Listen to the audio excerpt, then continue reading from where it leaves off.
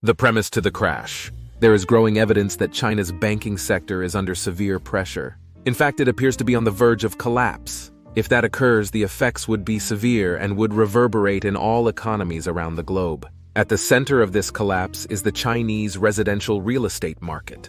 The losses in that sector are likely to approach a staggering $4 trillion.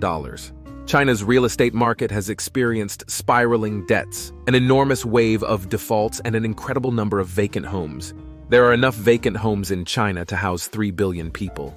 The population of the whole country is estimated to be about 1.3 billion. Because of the enormity of this crisis is not just a real estate debacle, it's a ticking time bomb for China's highly leveraged banking system. The center of the crisis. This crisis has arisen because of unchecked real estate development. China's local markets are funded primarily through local government financing vehicles. The size of that market is about 13 trillion. Those financing vehicles are now buckling under the weight of defaulted debts from the real estate market.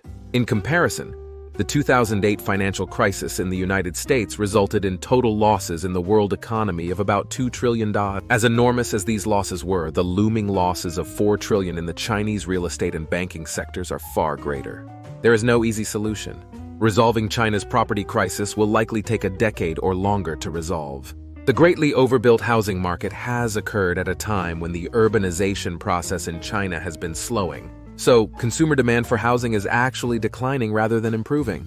The contagion effect. The crises in China's property and banking sectors are likely a precursor to instability in the broader economy.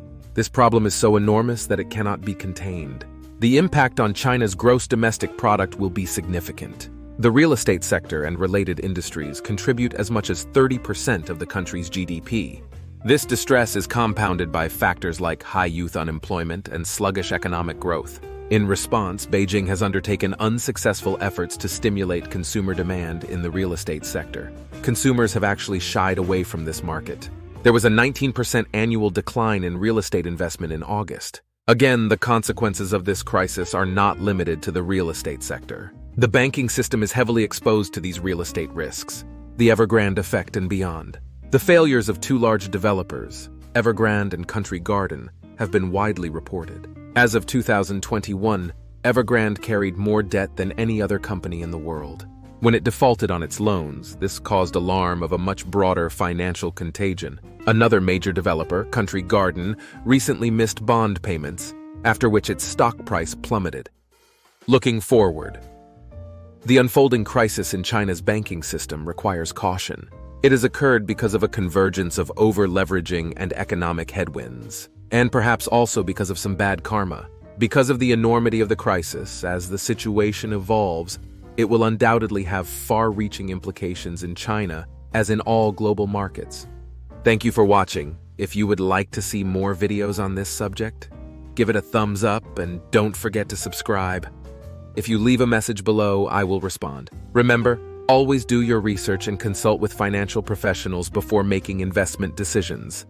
The information provided in this video should not be construed or relied on as investment, accounting, legal, or other professional advice under any fact or circumstance. You also might like to check out my pages on Facebook and Rumble, the Global Macro Digest are, and see my books that are featured there.